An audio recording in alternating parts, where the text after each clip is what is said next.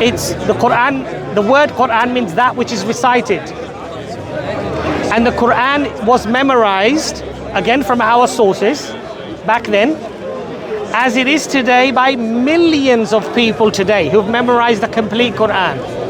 So we have now a trackable, traceable lineage of scholars through chains that go right back to the Prophet Muhammad, peace be upon him. Okay, so the first problem that I'm going to have with this is that the Hafs Quran, which was standardized in 1924 in Cairo. That's not true. That's not true. The skeletal Quran, the skeletal script of the Quran that we have today is the Uthmanic text. Do we have the copies of Uthmanic text? So if you go to the Topkapi Museum, they claim it's from Uthman, but there's no evidence that it's from Uthman. But listen to me. We have to be reasonable here. Okay. If you find first century texts that conform directly to what you have today, you have to be honest and say, look, you know what, that's extraordinary. Most historical scholars do not say it was from first century AH. I will name you one historical scholar, Angela Newith. She is one of the foremost experts on the Quranic manuscripts in the world. Angela Newith. Not a Muslim. Yes, she's not of any religion apparently. What does she say? She says the conversation of preservation is over. Well, it's over. I absolutely agree. The reason why? No, but listen to an expert. This is an expert in the Quranic manuscripts, non-Muslim. Angela Newith. I would ask you to search for her, right? She says it's over. You know why she says it's over? Because she says, far from causing doubt of the scripture, what we're finding is a confirmation of preservation, not the other way around. I agree with that. In fact, what we actually know from the earliest manuscripts we have, there are deviants from the standardized Hafs Quran today. So, for example, we have polyceps in the manuscript tradition that have been written over, where originally it didn't say the word Allah, it said the word He. And so the meaning is the same, I'll grant you that, but the actual text itself has clearly been changed by a scribe who realized, actually, for whatever reason, we should write the word Allah here instead of the word He. Now, there are many cases of this happening now. So to say that there is a perfect preservation, I don't think is true. Okay, let's cut to the chase. Okay.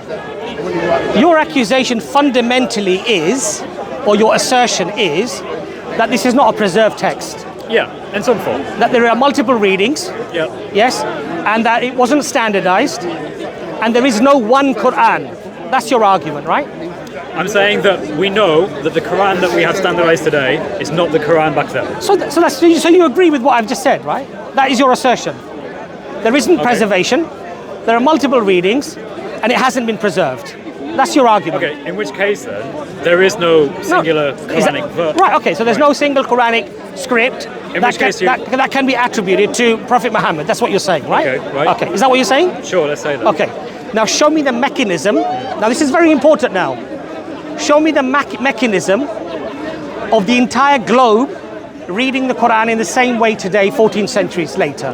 But it isn't being read in the same way today. It's being read differently, depending on the different books. You go on. Forget what I'm saying. Just go on YouTube. Go and look at a 5-year-old memorizing the Quran. 5-year-old. But which Quran is he memorizing? The Hafs Quran, the Story Quran, or the Watch Quran? So this is beautiful what you just said here. Okay, seriously, I don't know how that 95% of the globe read Hafs al-Asim. Yeah, that's true. Yes. Hafs is the most popular one. Yes, yeah, right? Yeah. So when that 5-year-old reads, another 5-year-old is able to correct even the mispronunciation of a letter. Now you need to demonstrate to me the mechanism of how that happens if you had mass corruption 14 centuries ago.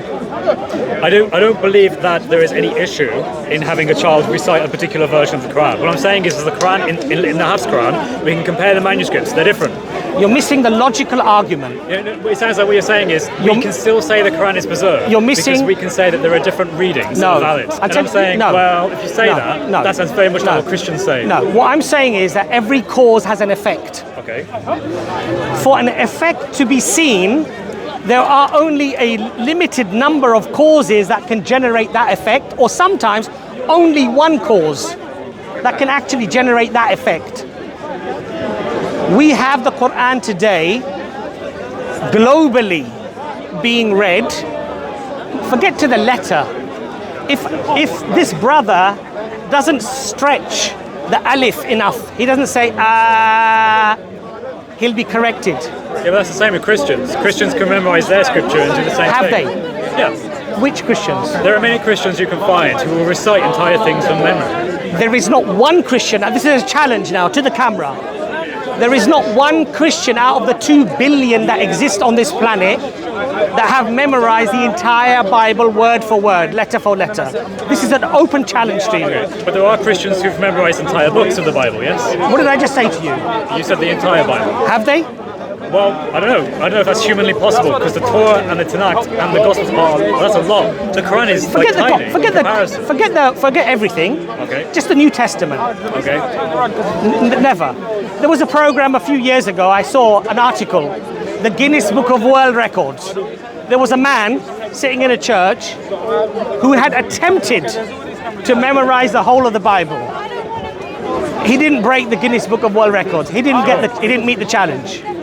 Now the question, I ask you again, you need to now explain the mechanism that has to be necessary for there to be complete, utter preservation today. Okay, the mechanism and is you simple. can't do it. The oldest manuscripts need to conform to what is the standardized version today, which I'll say is the Hafs Quran. They don't, so it's game over. You're absolutely wrong on that. It's not game over. I can form it to you now. Listen, you can forward me some picture or some whatever. I'm quoting to you an authority. Yeah. Angle and Newith. Can you quote me any authority? Most scholarly opinion of the top copy and the different manuscripts you have are not said to be Uthmanic. That's not. Listen to me. Listen. That is the majority opinion. So you're going back to mass corruption, then, aren't you? When you say terms like that, be careful how you say it. Right? When you say mass corruption, all I'm saying to you is that the text of the Hafs Quran is not the same as the earliest manuscripts. So they're not the same as today's. Yes, is that what you're arguing? That's what I'm saying. Yes. Okay. So why are they all reading it in one way? What's the mechanism? How that happens? Because supposedly Uthman standardized them. So Right. the earliest manuscripts we have, which are not Uthmanic, differ from the ones that are written today in the So Hafs did Quran. Uthman standardize it or not standardize it? I don't know. The standard Islamic narrative is that he burnt the ones that didn't agree with his narrative, the Qurayshi narrative. So you say that didn't agree with his narrative. Where did he get this from?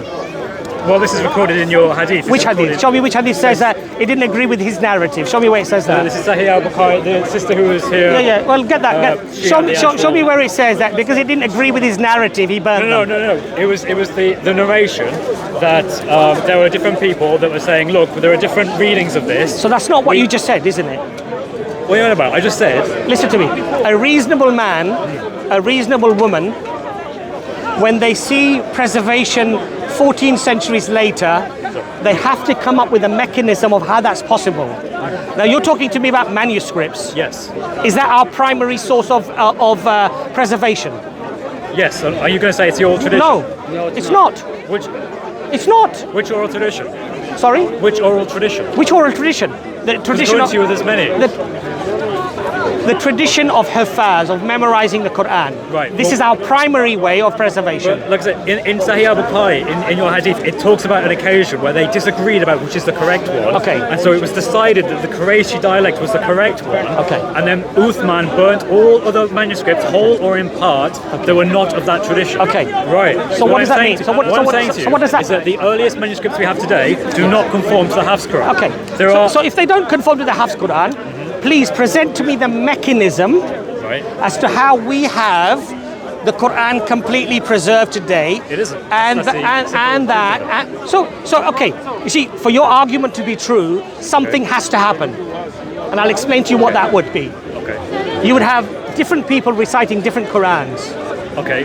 But there are different Qurans, though, aren't there? Hold on a second. Okay. You'd have to have different people reciting different Qurans. Okay. I'm pretty sure I can find that. Those teachers will teach their students those different Qurans. Okay. And over time, over 14 centuries, what will happen is what has happened to the Bible. No agreement of what book is in the Bible and out of the Bible, which verse was spoken by Jesus and not spoken by Jesus. But this is the same. Now hold on a second. Okay. Do we have this issue in Islam? In Islam, you did. Because in the early caliphate didn't know which surahs to include. So when did we have this problem? Sorry. Right at the beginning. Right at the beginning. Yeah, and then you took the ones that you agreed upon and you burnt the remaining ones. So what happened to all the huffaz at that time? They were there. What I'm saying is that there is disagreement in the earliest. What happened to all of the memorizers of the Quran at that time? Well, a lot of them were killed.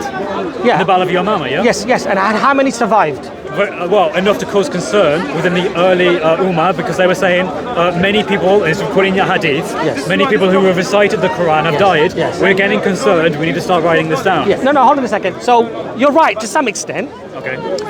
There was a fear. Yes, it's recorded in the Yes, that after the Battle of Yamama, that some 70, 80 Hufaz were killed, right? Sure. That if this continues and we lose all of the Hufaz, there was a fear that we could lose the Quran. Hold on a second. Okay, was that fear materialized? There was some understanding that parts of the Quran had been lost. For example... Was that fear materialized? Yes. So the Hufaz were all killed? Let me explain how. No. What? Let me answer your question. You're not answering my question. I'm just trying to. No, you're not. I said to you, no. Surah or verse in the Quran which talks about stoning that Aisha supposedly looked after, but it was eaten by a sheep, I believe. That was supposedly meant to be in the Quran. Subhanallah. But it wasn't in the Quran. The sheep is coming. But that's recorded in your hadith. Yes, it's recorded in our hadith that the okay. sheep ate that manuscript. Yes. Did it eat it? Is there a verse Hold of on a stoning second. in the Quran? Did it eat that manuscript from the memories of all the Hufaz as well? Then why is it not in the Quran? The Quran that we have today, Doesn't include that. with the Quran that we have today, is the Quran that was recited by the Prophet Muhammad, peace be upon him. We have chains of Hufaz, memorizers, that go right back to the Prophet Muhammad, peace be upon him. Yeah. I've seen it. I've got it on my phone if I can pull it out, right? Now the point is this, and I make my argument very simply. If there is corruption, if there is change, if things are lost, you will never ever get one unified reading 14 centuries later. It can never happen. Right, okay. Because if this brother has memorized a different Quran, and he believes that was from God, and I have memorized another one, and I believe that that's from God, I will never teach my students his version of the Quran, and he will never teach his students my version of the Quran. And hold on a second, and what will happen over time is that you will have many versions being recited by different segments. Pakistan will have its own version. Sudan will have its own version. America will have its own version. That is kind of what it is. Do we find? Yeah, in Africa, the Welsh Quran is popular there. There are certain areas, Morocco, I think. Brother, you're not being honest here. I'll be honest with you here. Well, I am being honest. You're really not. That's not true. I've explained to you. Is there a Welsh Quran? Brother, if you go to Mauritania, yes? Yes. In Mauritania, in some masjids, some mosques, some madrasas, they still can't afford the actual copy of the Quran. Yes, that's true. You know how they spread the Quran, how they teach it? Still till today, through memory. The Hafiz, the Hufaz writes the verse down. The students write it on a slate. They memorize it. And the next day, it's rubbed off, and the Imam writes another few verses, and this is how they memorize the Quran. The issue you're going to have is that in the earliest manuscripts, I can tell you, if the reading is the same as the Hafs Quran, then it differs with the earliest manuscripts. Okay, so what should you find here today? What should happen? Well, if it was perfectly preserved, then they would be the same, yes? Yeah, so what should happen today? But they're not the same. So what should happen today if that was true? You would find that the earliest manuscripts would correlate to exactly what either the oral teaching is or the Hafs Quran. And you would find the recital of that Quran to be different. Yeah, it is different from the earliest manuscripts. It's not different. It's not different at all. Well, do you know the folio that was found in Birmingham? Yeah. Do you know when it was carbon dated? Yeah, anywhere from the late 6th century to 7th century. No, it was actually dated late 6th century, which is 580 something, up to about slightly 6, 7. Before Muhammad. Slightly before Muhammad, yeah.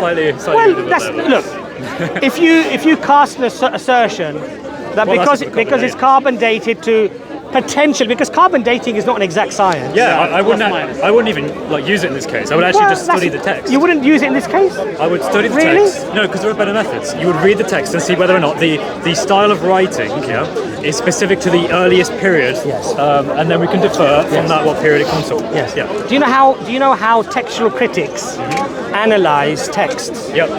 How do they do it? So they have what's the name of the word now? Paleography. Paleography. That's one. styles of paleography, so you can understand exactly this. It's written in this type of way. That dates to this type of period. Carbon dating. Carbon dating is one, That's a more modern way. Another one is that you look at, I forgot the name of it, but you look at the you look at all the details of the manuscript. So, for example, in some manuscripts, you may notice things like you can tell if they were part of a codice before, or mushaf, like a book, or whether they were singular manuscripts or scrolls. And you can analyse that. And that gives you more information. So, what do we find with the Birmingham folio? I'm not sure particularly. Potentially at the time of the Prophet Muhammad sallallahu alaihi wasallam. It could be. We find 2 or 3 things, probably many more. But as a layperson, number one, we find the surah order same as it is today. Yes. Second thing we find is the surah itself can be read by somebody who reads the Quran today. But in order for hold on a second. Not a letter. Not a letter. Not a letter. No letter. Not a letter. So the Birmingham portfolio is an exact identity to the Hafs Quran today. Do you understand how linguistic works? Yes. And how written texts work? Yes. So, for example, in English, we may have a letter A that may be written in a certain way. And as time progresses, that letter can be slightly maybe changed, but the reading of it is exactly the same. Yes? Yeah, but now you're saying the same thing as the Christians say. No. You are. You're saying that you can look at it, and every time there's any deviances, and there are some quite substantial ones recorded, there are people at the park that point this out, that if you look at the earliest manuscripts, they often say things that are actually fundamentally different. No. They do, though. Okay, look. Okay. What did I explain to you? You're trying to say it's what just is our mechanism for preservation? So it's all tradition. You go oral tradition. Right. How many people do we have today that have completely memorized the Quran? Which Quran have they memorized? How many? Memorized the Hafs Quran, the Hafs al-Asim. How many millions of people have memorized Hafs al-Asim? But you need to ask what version of it. Are you talking? There's only one version of Hafs al-Asim. So if I look at manuscript tradition and I look at the different surahs, do you know how many memorizers there are? My friend, memory isn't going to help you because then I'm just going to ask you what did they memorize? How many? Okay, but are they memorizing different Qurans? Well, if you memorize the Warsh Quran and the Hafs Quran and the Dawah Quran, yes. Have these millions of people who've memorized Hafs al-Asim memorized different Qurans? You're just arguing for the sake of arguing now. You really are. You are. I think it's quite clear. You can't argue for have they memorized different Qurans? So there would be those that would have memorized the Warsh Quran, the Dawah Quran. You know the answer you're looking for? And the answer is yes. No, the answer is no. Why is that no? The answer is no. How can I have two different Because I can demonstrate that. And you're saying they're the same text. I can demonstrate that physically going into a madrasa in Luton and going into somewhere in Sudan, and they'll actually read it letter for letter, pronunciation for pronunciation. My friend, this is a scholar who's looked into it, a scholar in Arabic, who reads Arabic, who's gone through this, and he can point out in this book, he actually writes the different changes in the original manuscripts compared to the Hafs Quran today. How many memorizers of the Hafs al-Asim today? But what's the point? If you've memorized the Hafs Quran, and what are you going to use to validate that? You use the Hafs Quran, right? How many? So you read the Hafs how many Quran, people have memorized it? So let's say millions. Millions. So we ask these millions. Okay, hold on a second now. Can some of these millions who have what is called ijaza, which is a confirmed, verified link of scholarship, go right back to the Prophet Muhammad, peace be upon him? Can they do that? So how do you mean? If you... So we have something in our tradition called ijaza. Okay? So it's not about hearsay. If this brother memorizes the Quran and he gets what's called ijaza, he gets a certificate of authentication from his scholar, who has a certificate of authentication from his scholar, with every single name, who these people were, where they studied, what their families were, what country they were from, right the way back up to the Prophet Muhammad, peace be upon him. A chain of narration. Are you even aware of that? Yeah. You are aware of that? Yeah. Now show me, with that mechanism in place, how do you get corruption? Because you look at the earliest written sources and they differ from what you have today. Okay, so you look at the earliest written sources. Yes, in your manuscripts, they've been recorded here. Do we rely upon preservation through written text? You're basically saying, it's a very simple the written text, we can't trust it because it has I'm not changed. saying that. I'm not saying that. Well, you are, because every time I mention it, you go, okay, but the tradition but if I've given you a mechanism... Yeah, but the mechanism has to start off with the original source. Yeah, what was the original source? That was written down. No, it wasn't. No, that wasn't the original source. So the people who had the old tradition did not write it down. No, I'm not saying that. But Right. but the original source was the oral tradition. You've just said that. Right. Which, according to you, does not relate to the actual manuscripts. I'm not saying that at all. Okay, so it did relate to the Of course. manuscripts. Okay, Of well, the course. manuscripts we have do not conform the Hafs Quran. The Uthmani Quran that we have today, the skeletal Uthmani. We don't have the copies of the original Uthmani. Okay, what's the earliest Qurans that we have? We'll take the top copy. We'll say the Birmingham portfolio. We'll say that's Well, no, the complete Quran. I can't remember now. Cairo edition. Yeah. 99% complete. Sure. Yeah.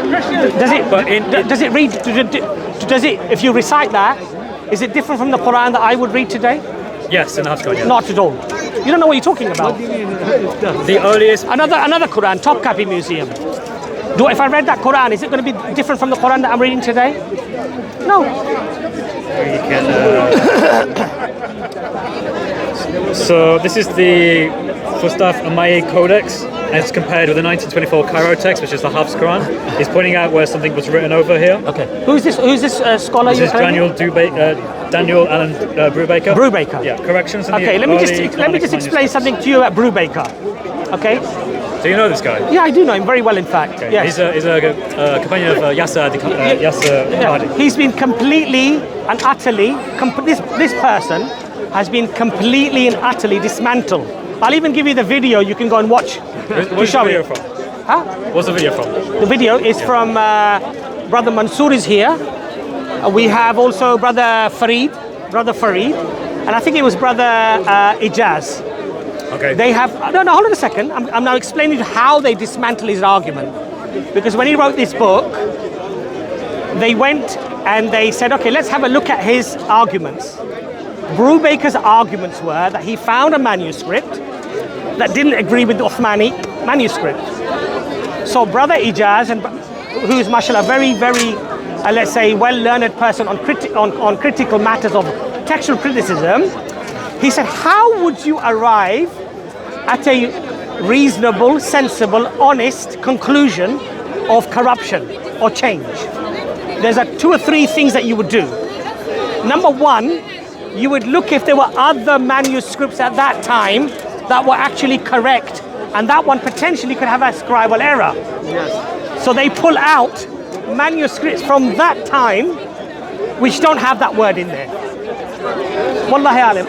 You know, then It just sounds like what the Christians say. then they say, let's look at manuscripts that came before the one that Brubaker is saying is wrong. This is some of the earliest. Do we have that word in there? And in fact, you do have the word in there. Then we look at the oral tradition. Is that word recited this way? And it is recited that way. Now, brother, you tell me. Is that an honest scholar? Yes? And what does Brubaker say in reply? Because I think Yasser Qadi made a video against him as well. They both study at the same place. Doesn't matter, but his methodology. But Yasser Qadi openly criticized his methodology. Yeah. What is Brubaker's response? I don't respond to these people. Yes? No, it wasn't his response. Yes, it was. I've seen his response. His response was... He says, I don't respond to these people because, to be fair, they're not on my academic level. Wait, that's not what he said. I've seen this video. What he should have said is, let me look at what they've said. Yeah, exactly. And do I have evidence to counter? You're bringing me a book from Brubaker. Yeah, a scholar. A scholar is respected scholar and I've quoted, on the level of Yasser Qadi. And I've quoted you, scholar, that this boy would serve her tea. Okay? This Brubaker would serve her tea. Angela Newith. Okay, but the consensus Angela of modern scholarship Newith. is that we do not have... What does Angela Newith say? Angela Newith, the foremost expert on the Quranic textual criticism, she says, the argument of preservation is over. It is over. We know it wasn't preserved. We know it's over. She said the number of manuscripts that we are now finding that confirm what we have today. They have differences in what the Hafs Quran is today. Brother, you know what? You're like a broken record, really. Yeah, but you're saying the same thing, so I'm saying the same thing. Okay, so I go back to my original point. Show me the mechanism, how 95% of the Muslim population are reading Hafs and Asim. Okay. And if they make a mistake of even a vowel, they will be corrected by somebody else. purely from memory. That doesn't have anything to do with what I'm saying. Show me the mechanism of how that happens, That has please. nothing to do with what I'm saying. Without preservation. I am saying that the original manuscripts have differences in with the standardized Hafs Quran. Okay, let me then. The game is over. Since you're Like, you can't- since you're repeating something, I'll repeat what I said to you as well. Is he Is addressing this? our primary source is our primary source of preservation through the written text? I would say yeah. No. Which scholar says Where that? does the oral tradition Which come Muslim from? scholar has said that? They are Arabic, they will never Which discuss Muslim this scholar issue. said that? It's Which scholar So said that? basically, the manuscript tradition you have has not been preserved. Shall I The tell? oral tradition Shall I? has been Shall I preserved, so explain to to say. you why the oral tradition is far superior to the written text? Shall I explain that to you? Shall I explain the mechanism to you why it it's is not- the case? Most Muslims don't know the Quran enough. So they Shall can I decide- explain that to you? Shall I explain why the oral text is so strong? Shall I explain that to you? Okay, let me explain that to you.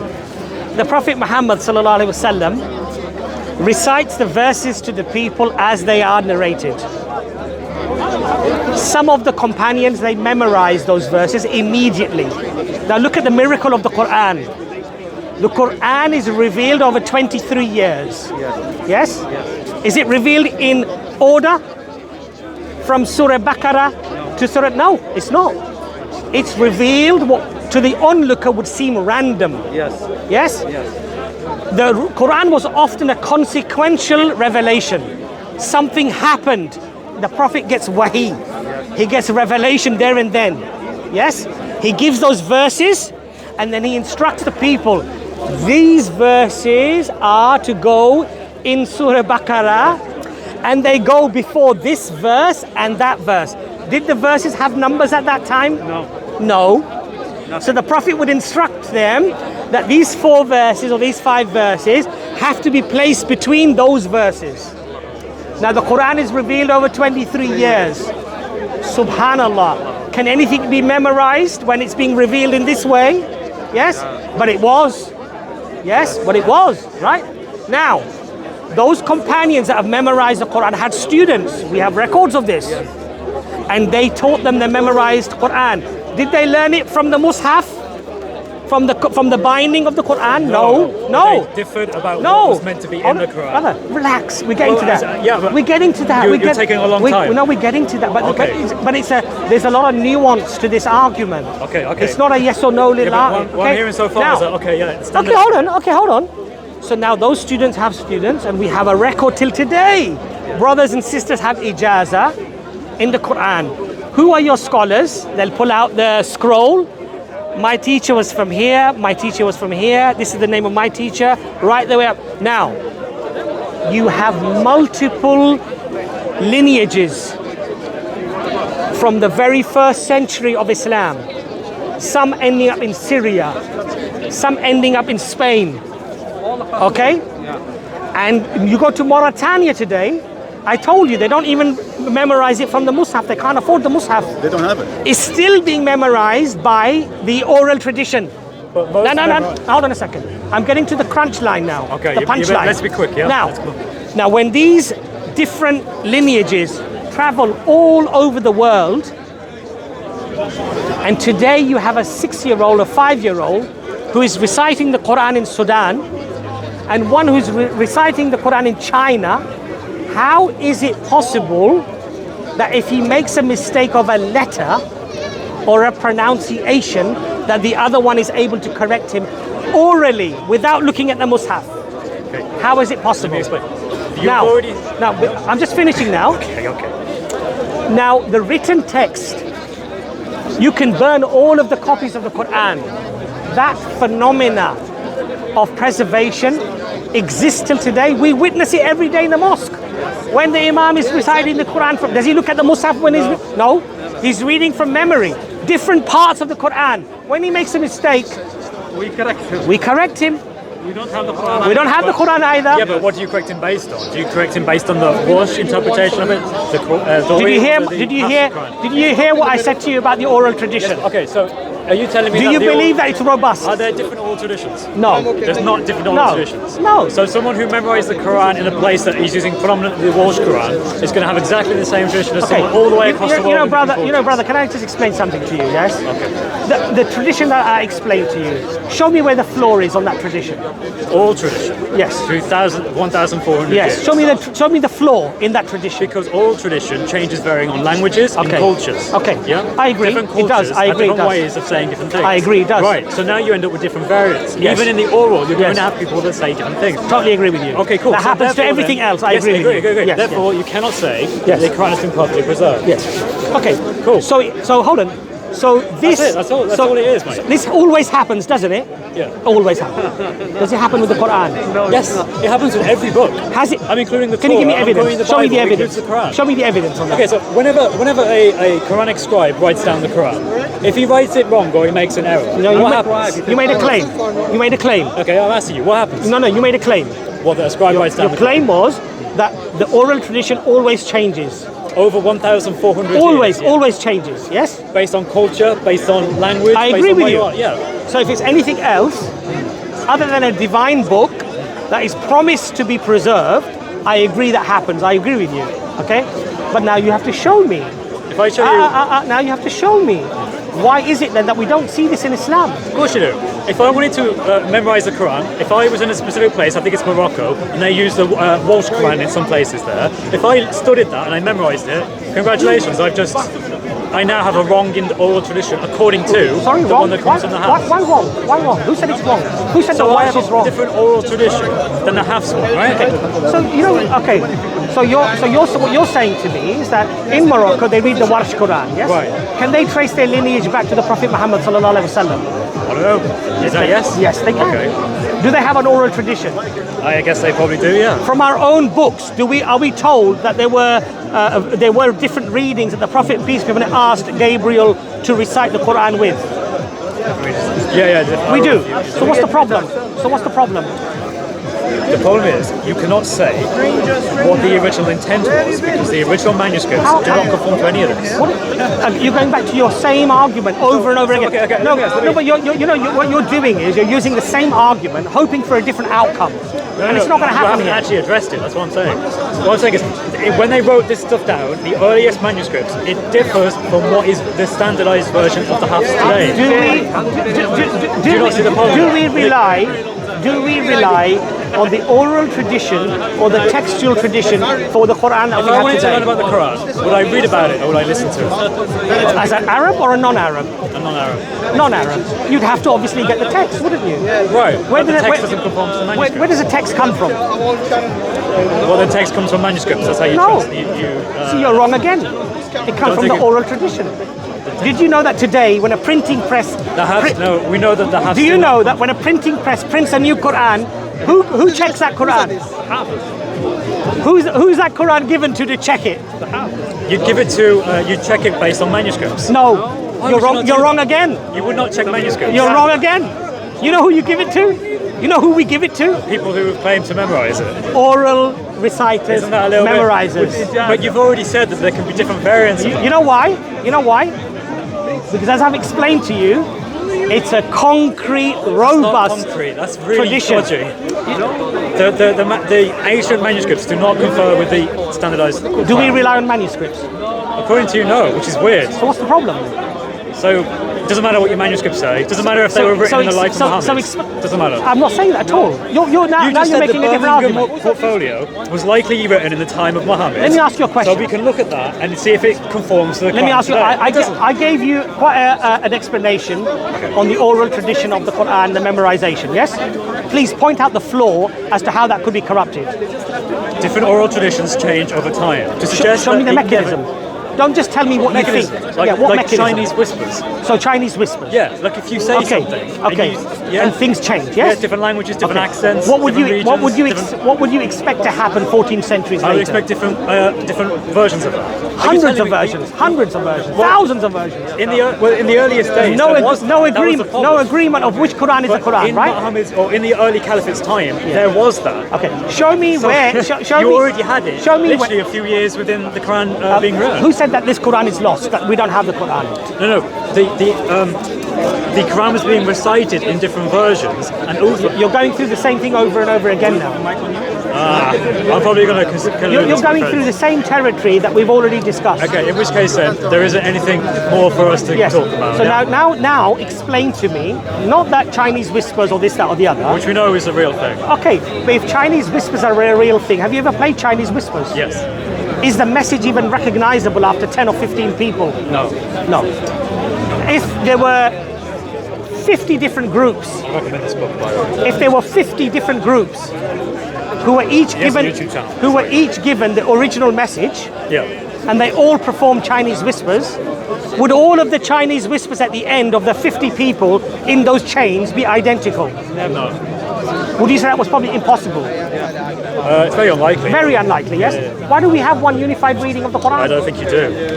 And I think your manuscripts support the fact that at some point they were probably having an old Why do we tradition that's have different one from what you have unified today. reading of the Quran today? Tell me. You don't have one unified reading of the Quran today. I explained to you that. I explained to you that your old manuscripts do not conform with what you have written today. 95% of the Muslims read Hafs al-Asim. Right, but there are also... Do you disagree, do you disagree with that? I don't Okay, you agree with that. Okay, Yes. hold on. Now we're making some progress.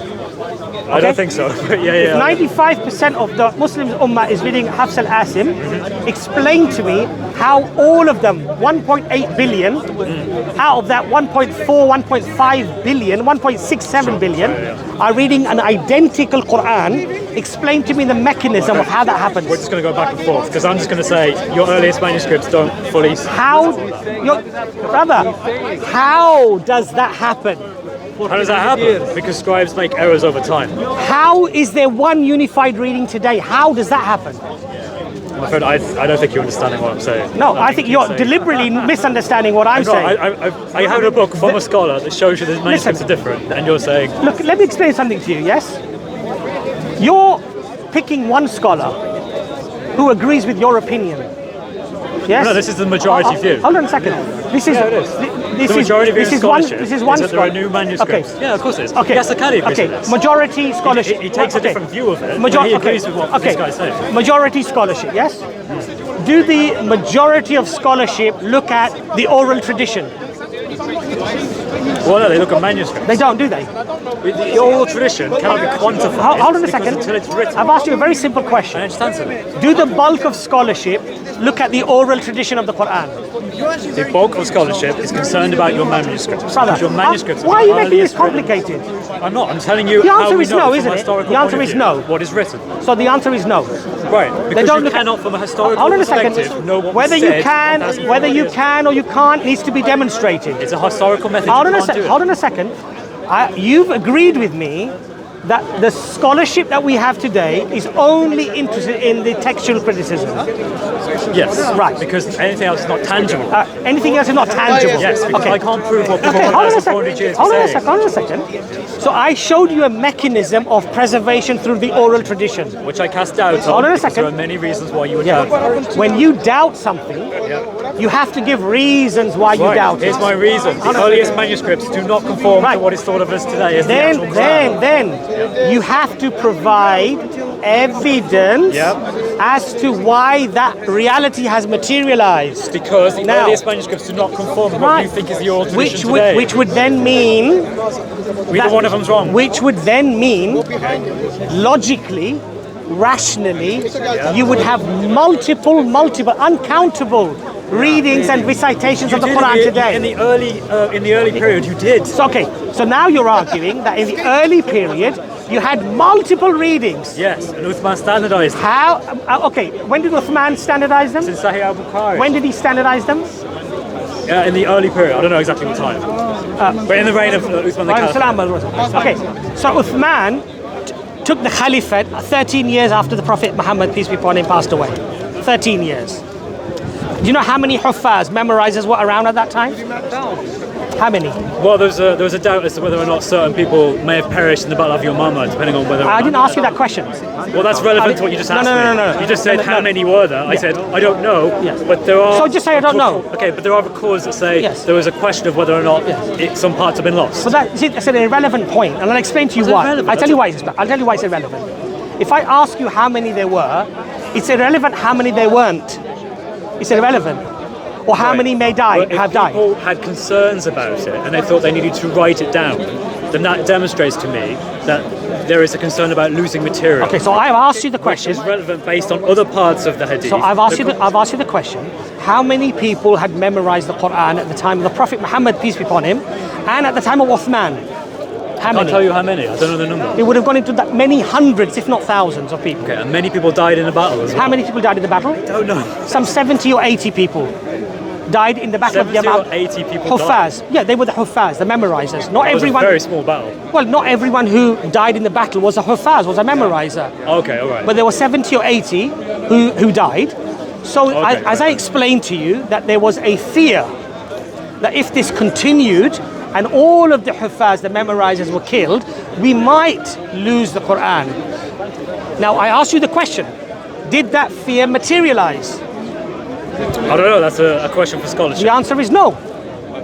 Right, from scholarship. My understanding is that there are certain things that we believe were originally meant to be in the Quran that were not actually recorded in the Quran. You're raising a different point here now. You're raising a completely different point here. It's to do with whether or not we listen to me. have I've explained to you. original Quran. I've explained to you the mechanism Yeah. of the oral tradition. Okay, so the oral tradition... Hold on a second.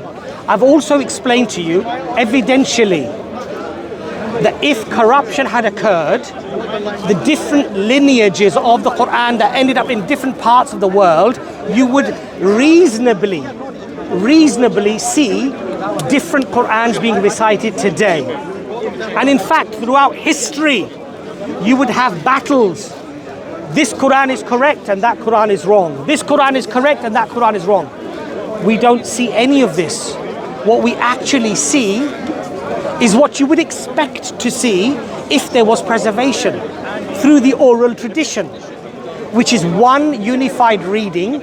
So as I explained to you, and I challenge you, go onto YouTube, watch an 8-year-old, 7-year-old who has memorized the Quran, who is leading the prayer. How would they have memorized it? How? Just as they memorize in Mauritania today, when they can't afford the Mus'haf. So you're telling me that they don't actually read the Quran and they memorize They don't it? have to. This is the beauty of the Quran. That's why you're so astonished. Yeah, no. It's because it's nonsense. That's why. Why is it nonsense? If I took a long list of information and I passed it on to a 7-year-old, Yes. I'm going to tell you now there's going to be a difference. The way that you would solve I that totally agree is with you you. would go back to the source. But you're telling me that you don't do that. You see, you've raised a very important point there. You don't go back to the source. You've raised a very important point there. If you give lots of information to a 7-year-old and expect that 7-year-old to repeat it exactly how you taught it, it's impossible.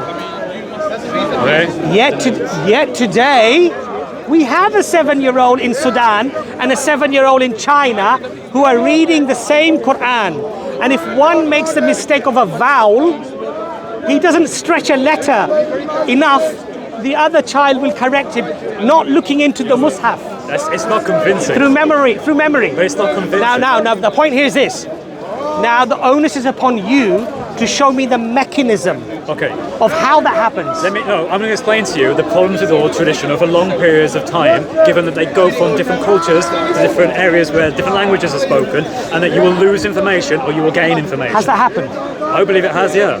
Can you demonstrate? Can you show me the evidence? I can show you in the earliest manuscripts. No, can you show me the... No. So you don't like manuscripts? No. Can you show me the evidence of that happening today, where you have different Qurans being recited all over the world? Does not conform to many of your earliest manuscripts. Can you answer the question? Can you show me evidence? If we talked about the biblical text, and I'm not talking about the biblical text. Yeah, but I'm saying you would never accept it. No, of course. You would never accept it. Well, I would accept it if they could demonstrate to me. What, an oral tradition? If they could demonstrate, yes, absolutely. If they could demonstrate to me that we have an oral tradition. And you wouldn't say things like, Chinese whispers. Let me finish. If they could demonstrate to me that we have an oral tradition, this is the James. This was the actual Matthew, Mark, Luke, and John. This is their oral tradition, okay? And we have lineages coming out from these scholars, right? Who taught hundreds, thousands, and now millions of people. And guess what?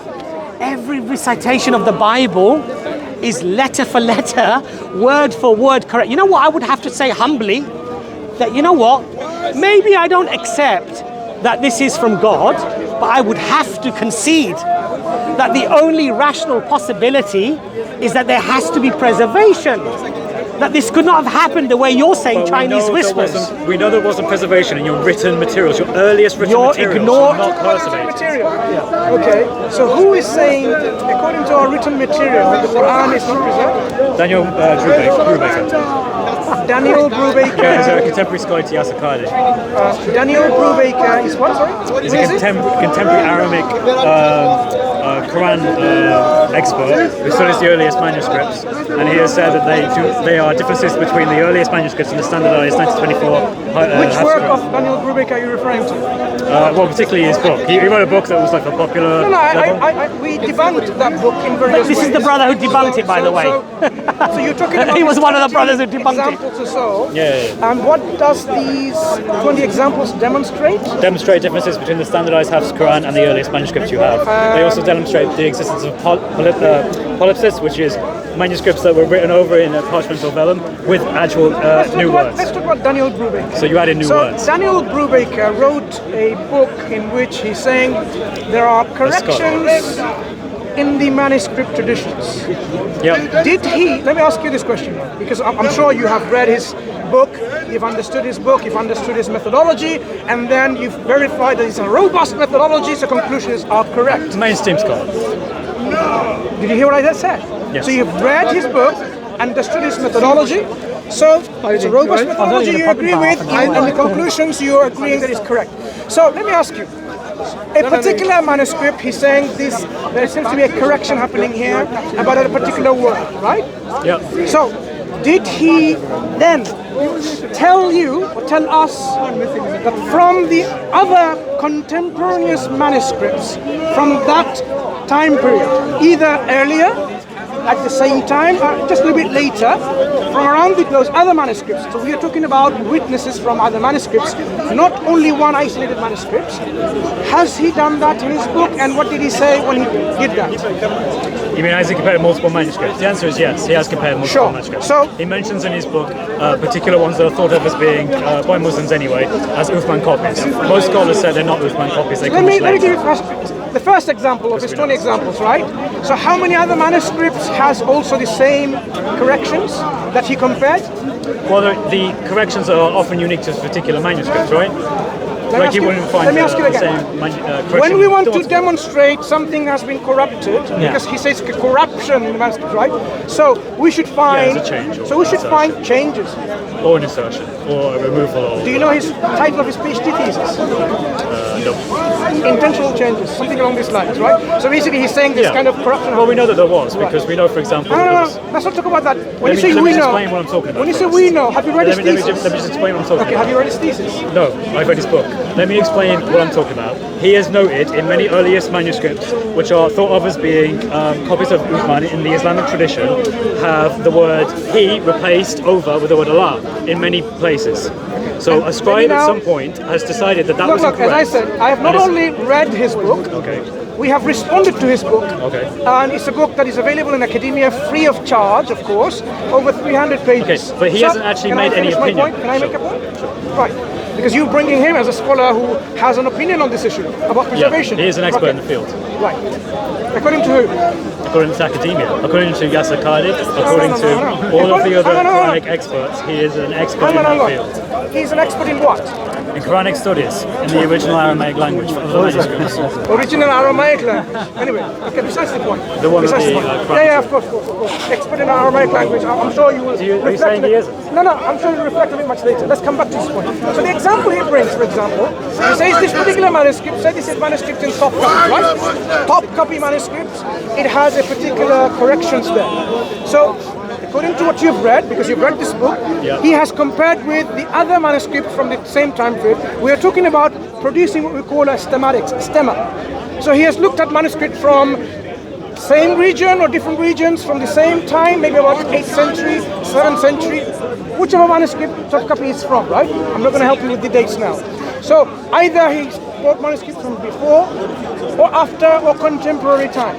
And then he said, look, we have the same correction happening in all the other manuscripts, right? No, I don't think it happens in all of them, are you saying me? No, I'm just saying giving you that- example number 1, and then I'm continuing with example number 2, 3, 4, up to 20.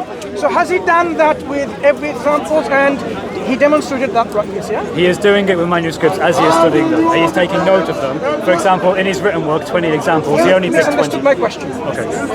In his PhD thesis, he had about 800 examples. Okay, sure. You haven't read it? No, I haven't read his book. I haven't said that. The book says 20 examples, Yes, that's- but it has more than 20 anyway. Even Yeah, if it says it's 20. So within these 20 examples, obviously as a good scholar, he would say, look, this is a manuscript, and we have compared with other manuscripts around the same time period, and we have found there are corrections on those as well, because that's when people are corrupting it, isn't it? Right, yeah. Wrong. You haven't read his book, because he doesn't compare with other manuscripts. No, I'm just talking with what you would do. You described a methodology, I agree with that. But that's, so he hasn't done that. Yes, that's not the intention of his book. Wait. What is he trying to show you? He's trying to show you that there are differences between certain manuscripts and the standardized Hafs Quran. Can I just say one thing here? 1924. The brother raised a point about methodology. Yeah. You agreed that that would be the better Yes. methodology. Hold on a second. No. Please, one second. Okay. You agreed that that would be the correct methodology. Yeah. Okay. That would be the fair, just methodology. Yeah. But he doesn't do that. Has he done Yes. that in his PhD But he thesis? doesn't do that. He's doing this. No. But the point is, Oh yeah. Well, how long does it take to go? No. through all the different manuscripts? No. The point is that he hasn't done that. Yes. What he's done. No. Hold on a second. Yeah. The point is that he's not done that. Yes. And now hold on. I haven't finished My it. friend, I already agree with what you're saying. Right. I want to talk about what he is saying. Therefore, when somebody doesn't do something that they are supposed to do to ensure that there is trust within a methodology, what should one conceivably do? My friend, you need to understand. One should put it aside But not only this, and though, not only this. trust it. This is Just to Right. bring you in the reality scene here, because you're somehow divorced from reality in what happens. why we say that? Let me explain.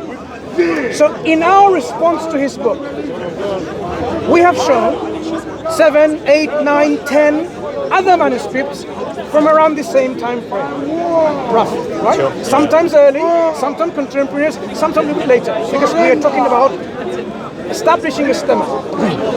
And we have shown, let's say 8 other manuscripts has exactly the same word like we have on our Quran today. Let me finish my I point. agree. Let me finish my point though. Agreeing with you. With every example, if we can demonstrate that we have more than one manuscript from any manuscript that he brings, with the so-called corrections, we have many other manuscripts. Early. That's like the Christian position. Let me finish my point. Not at all. Not at Just all. to show you how insignificant his work is. The word is insignificant. So if we find for every example he brings, I bring you other 7 more examples of manuscripts, which is exactly the same reading as our manuscripts or other Quranic text today. It tells you and I and my brother here that the Quranic text that we read today is in line with our manuscript tradition, exactly preserved. So that means, how do we then explain those corrections? We go by looking at this particular example. Has this correction been made by the scribe by a mistake, a lapse of memory in writing? So you can see, for example, he writes at the end of a line and it comes to an alif. And then when it comes again to the next line, he repeats that alif again. Now, that is something he realized he didn't do. So this is a mistake that you'll find common in all manuscript editions, including biblical manuscripts. Yes, absolutely. Right. So these corrections do not point to Qur'an's not being preserved. When we have other manuscripts with the same text of the Quran today, that points to Quranic preservation of our text. Do you agree? No. Because your view of preservation, your version of preservation is not the same as the Christian version. We're not talking about Christian preservation. I know, We're talking but about my that's what I'm saying. textual What you described is basically a really good Christian argument, Not at all. but it does not apply to the Quran whatsoever. Not at all. They say that the Quran has been perfectly preserved. Well, we know that's not true. We can go to the earliest manuscripts and see variants in it. Like what? The ones that Daniel Brubaker has. Which one? Give an example. illustrated. Okay, so in one of the manuscripts, I can't remember which one. I can find out if we need to. But there was repeated attempts to change the word "he" in many verses to the word "Allah." It was written over in many of these manuscripts. You know what? You should rather, instead of relying on this particular one individual, Why don't But that's a you? Why, contemporary of scholarship. He is in the same bracket as Yasser Qadi. who said that? They work together. They write don't together. work together. They write together. They don't write They are together. contemporaries. They write- don't work they together. peer review They don't each write work. together. Yasser Qadi is not a Quranic scholar. Neither is Daniel Brubaker. Daniel Brubaker did his PhD thesis He literally, that's his job. Listen. Okay. Daniel Brubaker done a PhD. Yes. And that makes he him a works scholar? for a university. That makes him a scholar. Okay, hold Yeah. on. Okay, hold on a second. What? His name's Doctor. Okay. Oh, he's a oh my doctor. God. So you're saying So- doctors aren't scholars? So that makes him an expert. So Yes. so I gave him the comment made by Do you know about Dr. Tayyar Al-Kulach? or Angela Newith, as I mentioned. Do you know about Or you're right, that's it. Deroche? No. Angela Newith? If you don't know about Deroche and you think he's a scholar of the Quran, then you must be someone who is in evangelical Christianity. Is that right? All I know is that Daniel That's what they do.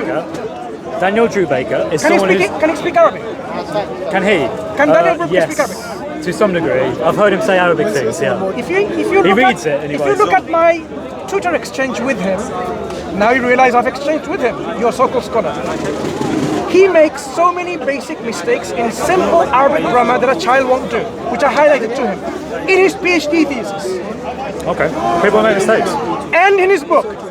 Yeah, people make mistakes. I don't. That's not a Do you under- refutation. of do you someone's understand argument. what I just said? That's saying he made a He mistake somewhere. doesn't even know basic Arabic language, and yet Yes, he's. he does because he No, he translates. doesn't.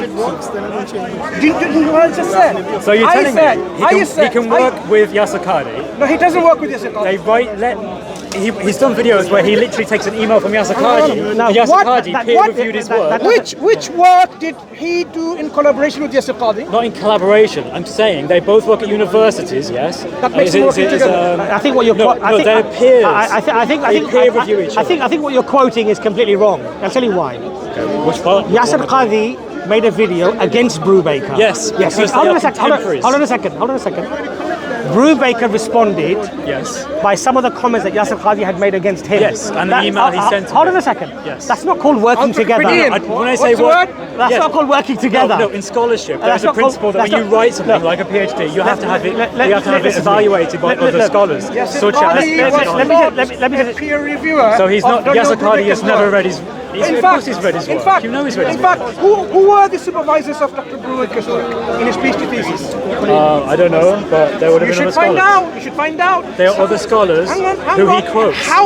Look, when you do your PhD, this is something that you need to really understand. Basic when stuff. you do your research, this basic, huh? when you do a research, you do a research under a particular supervision of other scholars, right? Your right. PhD supervisors. Who was his PhD supervisors? How much role and involvement did they have? He did it under Rice University. Okay. Right? Okay. So I really ask you, go and read his PhD thesis, read about the proficiency and expertise of his supervisors and how much they were involved in his work. Right? That's his PhD thesis. So why is he making simple grammatical mistake? Like, for example, you'd say Inna Allaha ala kulli shay'in qadir. You're not going to say Inna Allahu. Even a child who's just beginning to speak Arabic, they're not going to say Inna Allahu. Do you know why? Because after what comes after the word Inna, this particle Inna, it has to come from this form called Mansoob. Inna Allaha, and the sign is a Fatha, and so on.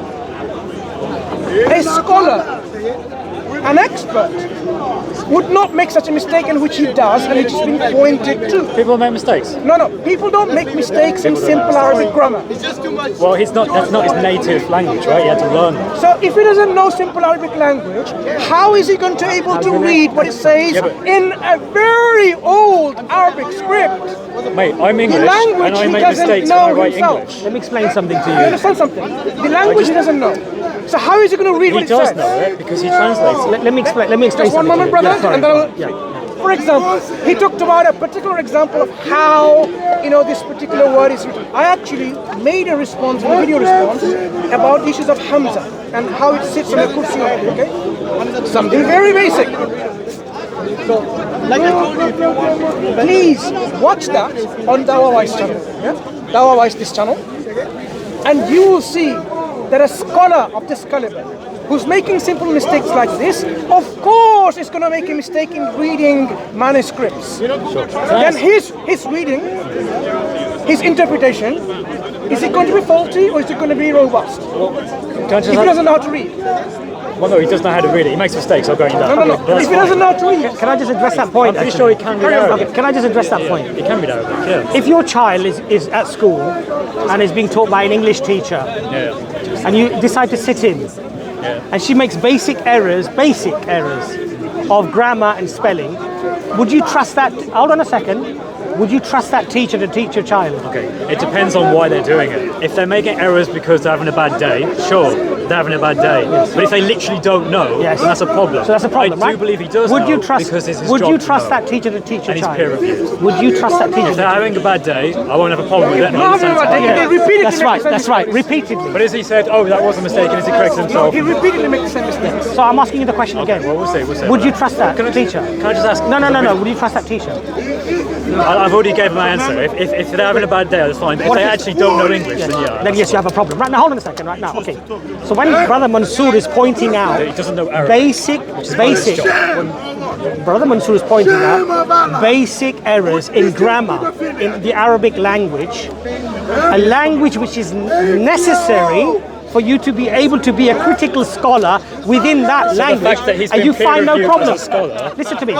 do you understand how peer review works? Yes. How does it work? In universities, when you write a thesis, you have it reviewed by your peers. Yes, right. Who are also Do you know studying how the that works? same- Yes. I'll explain to you how that works because I don't think you do. Okay. Go on then. If I go to a Christian university, right? I don't think he is. If I go to a Christian university or a supervisors who themselves are evangelical Christians, they're more likely to review things that I'm saying in, let's say, a more sympathetic way than somebody else might do, for example. Now, I quoted you a scholar, one of the most foremost experts in Quranic texts, Professor Angela Newith. Angela Newith, right? She says, these are her words, that the arguments of preservation are finished, they're done. I like that, I agree. Yes, but the reasons she gives are that the number of manuscripts that we are now uncovering, far from contradicting preservation, are only reinforcing and confirming it. You see, Now, my argument to you is this. If you can now point to me where her methodology, as Brother Mansour has very succinctly demonstrated, that her methodology is completely wrong, that within scholarship she's been highly criticized, then you have a point. I don't agree his methodology is wrong, because he's not trying to do what you're talking about. And I agree that's a good thing to do. So what's he trying to achieve? All he's trying to do is just take the standardized text and compare it with the manuscript. That's what he's doing. How would you do that? You take the manuscript, whichever that top copy, whatever that might be, and you say, at this point here, it's had something inserted over the top of it. Right. That's what you do. Now, as a scholar, how would you rule out a scribal error? Very good question. No, I think he's saying, he actually gives in his book, he says, reasons for this could be scribal error. I didn't ask you that question. I asked you what would the methodology be to demonstrate that this was actually just a scribal error. What would you have to do Because to he doesn't do that. He mentions it. What would you have he to do? doesn't do Can I it. just ask, what is your issue with his work? No. Can you answer my question? I wanted to ask him No. this question. I asked you. Dude, I've listened to you for a long time. I've asked you a question though. You can answer my question first. What is the methodology? Just ask him a question. What is the methodology that you would have to execute in order to find out whether this was just a scribal error? What would you have to do? To find out if there's something as a scribal error, you would have to look at the text itself and see whether or not there is any likely alternatives to the word that has been substituted. No. You wouldn't do that. No. Okay, If a scribe makes an error and there are multiple copies of something before, during, and after, what would you do to find out whether actually Right, this so was you're the same? talking about what you were saying earlier about how you would look at other manuscripts and see which is the dominant text. That's logical, right? Right, yeah, absolutely. Is that rational? Yes, but Is that fair? Yes, it is. Does he yes. do that? No, he hasn't chosen to do that yet. So there you He's go. only doing one thing, which is saying, look, That's it. guys, You made your there are argument. manuscripts. You've completed the absolutely. There are manuscripts which do not conform to Hafs Quran. That's all he's saying. You just said to me, it would be fair, correct methodology, it would be the right thing to do, and then you've admitted to me, and he hasn't done that. Yes. So khalas, the matter is finished then. So you're bringing him you're complaining to the he hasn't done discussion. something he never tried to do. To bring him to the discussion to somehow Can I ask you a doubt question, the preservation Exactly. of Still the can I ask Quran you a is Exactly. Exactly. It's something that doesn't help the discussion. So he is not a witness for Quran not being preserved. In fact, he's a witness against it. Exactly. In fact, he's a proof that the Quran has been preserved. Exactly. He should have done this robust methodology of comparison. He doesn't do that for simple reason. He knows it's been done because the sources that he goes to, he knows already it's available online, and there are other manuscripts that you can compare.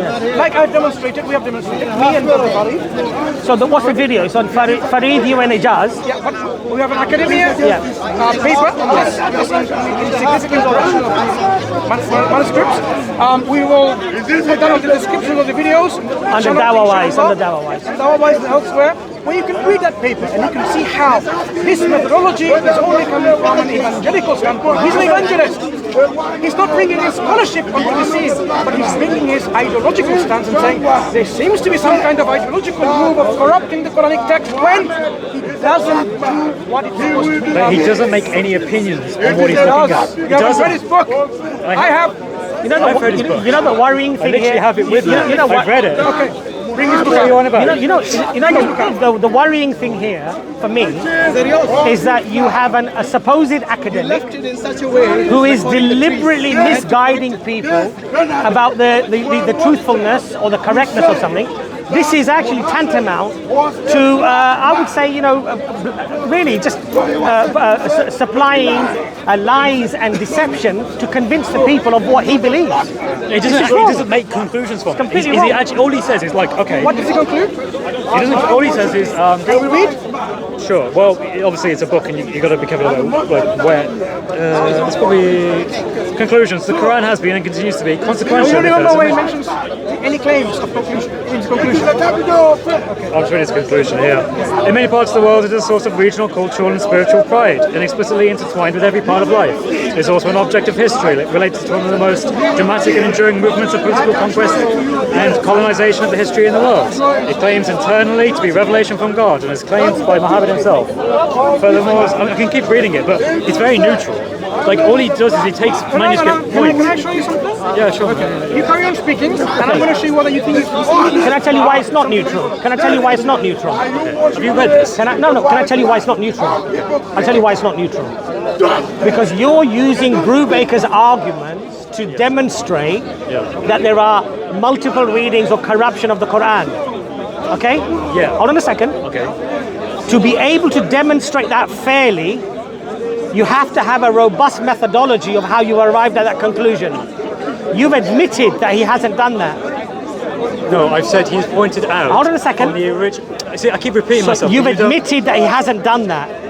That, to the reader, is suggestive that there is corruption and manipulation of the Quran. No, he isn't saying. Even if he doesn't necessarily say it, He isn't saying. that is what he's suggesting. He's implying it. He's implying that. Guys, have Absolutely. you read the book? Have you actually read the book? I I know have you have. responded to this. Okay, so where is his conclusion? Does he say? Let's read it. You have read this book, right? Yes. And its conclusion? Yes. Okay. I found it really Tell me what it non-biased. means by this. Like, all he's saying is. What does this existence of these corrections mean? Okay. Yeah.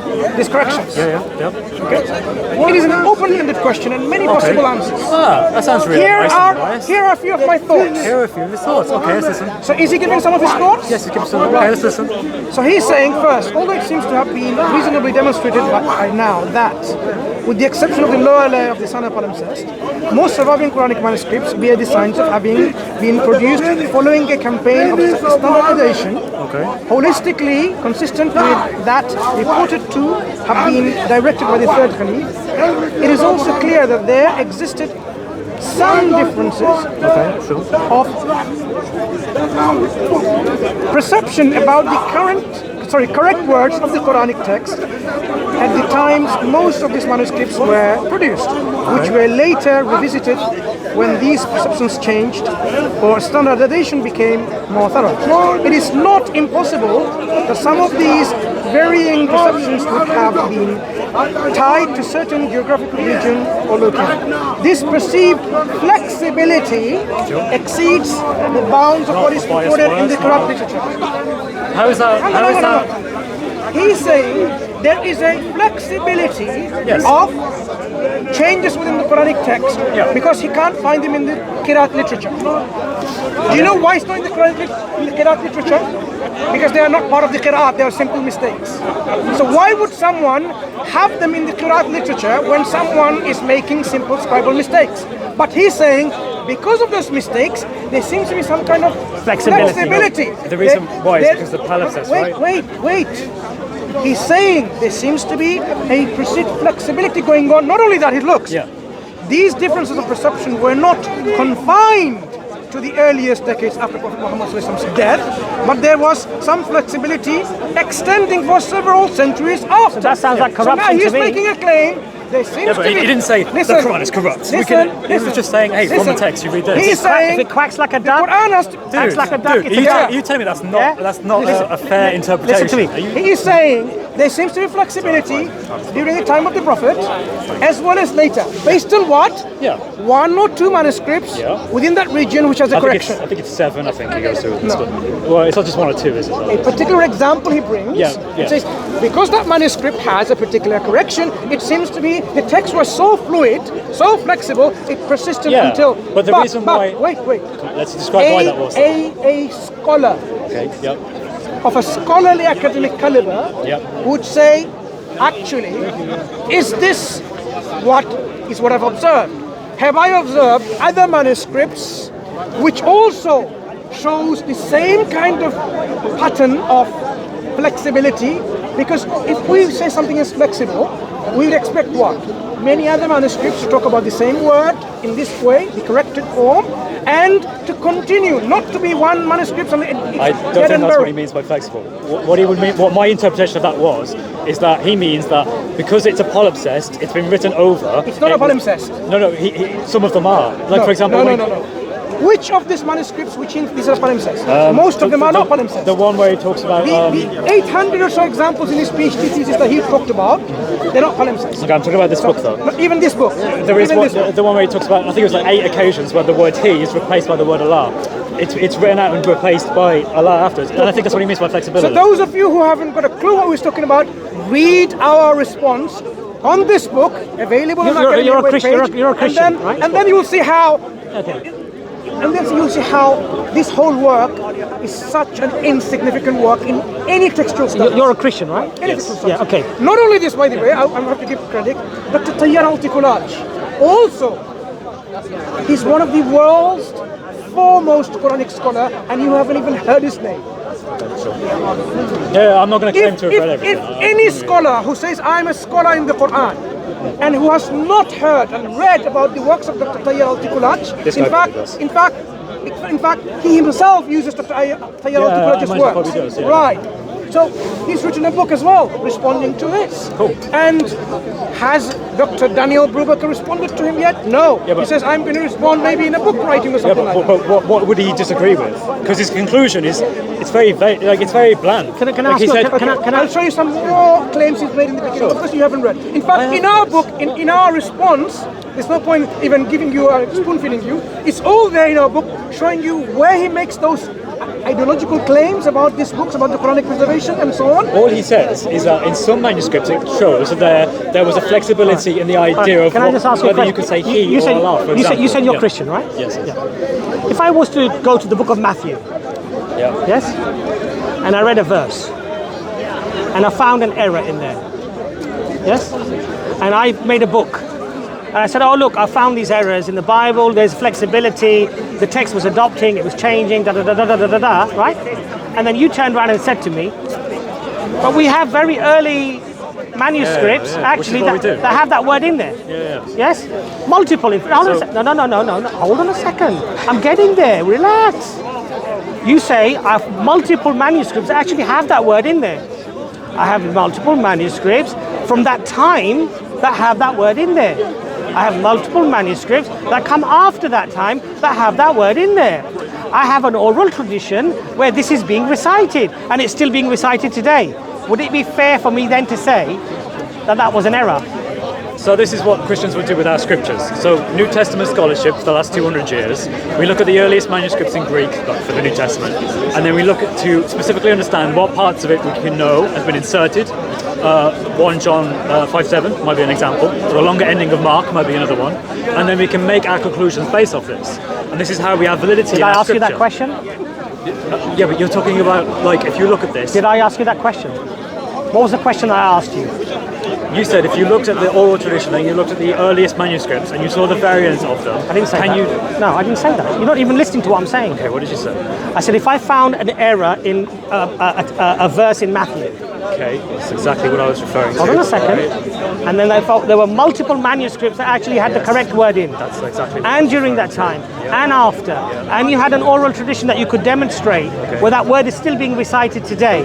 Would it be fair for me to say that, look, that word that I found that was wrong actually should demonstrate that there was a flexibility, there was an error? Okay. Would it be fair for me to say As I that? was getting to, Yes or no? come on. Is it If I fair? try to speak, you Would it be shut me fair? down. Would it be fair? What I'm saying is this: our understanding of scriptures is different from the Islamic. Would it be fair for me to say that? In Islamic scripture, Would you it say be that fair for me to say my friend, that? Can I answer the way I You're want to not answer? answering it. I'm trying to. No, but but let me. no, because you're frustrating me. Because I'm asking you a question and you're not bothering to answer it. Would it Let be me fair? answer. Would it be fair for me to say that there clearly shows errors and manipulation and fabrication in the text? Would it be fair? What it would be fair to say is that in the early Islamic manuscripts, there are variants that do not conform with the standardized Hafs Quran today. Would it be fair That is for all me? I'm saying. Would it be That's fair? all I have ever said. Would it be fair for me to say that this is an error in the Bible? Would it be fair? No, and I'm not saying. No. I'm not saying. It wouldn't be fair. So you said no, it wouldn't be fair, right? Yes, in the sense of you can use that methodology to know what parts of the Bible are valid and not valid. Yes, So it would I be say. fair for me to say that the Bible's been corrupted because I found this one Loaded text. word, but yeah. I found this one text that disagrees. It would be fair for me to say the Bible is corrupt, yes? Not in the sense of a full corruption. We believe that there's a distinction between the text and the message. Would it be fair for me to say that that's corrupt, even though there are What do you manuscripts? mean by corrupt? Oh, do I have to explain words Well, to no, you because there's now? an emotional loaded term of that word, and there's a variant somewhere. Worse. Okay, So what do you let me mean? explain it to you again. Okay. I find an error, a different word. Okay, so you're talking about a variant. You as a Christian say to me, but I have multiple manuscripts before. So I can derive what was likely the correct Multiple interpretation. during that time, multiple after, and I have an oral tradition that confirms the correct word. Would it be fair under those circumstances for me to still claim that it's a corruption? You see how he's struggling? Yeah, in terms of a variant. You see how he's struggling? No, it's Because it would be inherently unfair. No, you have a different standard. would of be the Islamic inherently text that Christians have unjust. of their Bible. It would be unjust and unfair for I me to don't claim say that. that You the know Bible why was you're not divine and answering came the from heaven. question? I don't say that. You're not answering the question I just because did. you're doing exactly the same thing to the Quran. Just to now give some material evidence to the book. Look, this is example one. Example one, so-called corrections, right? Look, in response, we're going to manuscripts 1, 2, 3, 4, 5, 6, 7, 8, 9, 10, 11, 12. That's example 2. 12 or 30 manuscripts, which doesn't have these so-called corrections, exactly the same as a manuscript. Example number 2, in response from other manuscripts, from manuscript 1, 2, 3, 4, 5, 6, 7, 8, 9, 10, 11, 12, 13, 14, 14 sufficient. Example number 3. 3 has many examples. 3-1. That is circle corrections. And in our response, what do we find about other manuscripts from around that time? 1, 2, 3, 4, 5, 6, They have different. 7, They 8, conform to the same view. 8. Is that what you get? Example number 3 too. For every example, these are about 300 pages of work, right? 300 pages of manuscripts work, showing you exactly how the so-called corrections are only within that manuscript, but we have other manuscripts from that you can derive the region. actual meaning from. Yeah. So that means then all your thesis about whatever you want to bring, flexibility, corruption, But those obviously under the was, bus. because scribes thought they could change one of the manuscripts, right? What this demonstrates, the Quranic tradition, the Quranic textual tradition, Yeah. Is that is so rigid. right? Because you have other manuscripts, Wait, right? wait, let me finish my point. Quranic textual tradition is so rigid, not flexible, that whatever we read today, we can go back centuries, even those centuries around these manuscripts that he is using to show it's exactly the same that is in our current Mus'haf. Right. Demonstrating Quranic rigid preservation. When I say rigid, it's exactly how it is. Not flexible, oh, they had a different Quran. Same. So now, do you now understand? This book is insignificant. But it didn't talk about that. No, what I'm saying is, it doesn't matter if you have 20 examples or a million examples. He's just saying. Listen, to my point. It doesn't matter if you bring Daniel Brubaker or whoever. As long as the material evidence is on our side, which is, then the claim of Quranic preservation is something that you have to accept unwillingly.